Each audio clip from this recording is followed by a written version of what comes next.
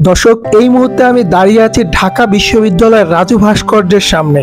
এখানে গত 5ই আগস্ট যে গণ অভ্যুত্থানের সূচনা হয়েছিল, সেই গণ অভ্যুত্থানের পূর্বে শেখ হাসিনা সরকার কর্তৃক পুলিশ বাহিনী বা ছাত্রলীগ কর্মী দ্বারা বাংলাদেশের জনগণ যে চরম নির্মমতার বা বর্বরতার শিকার হয়েছিল, সেই শিকারের স্মৃতিস্বরূপ আজকে এখানে সেগুলো ছবি বা প্লেকার্ড আকারে এখানে ফুটিয়ে তোলা হয়েছে।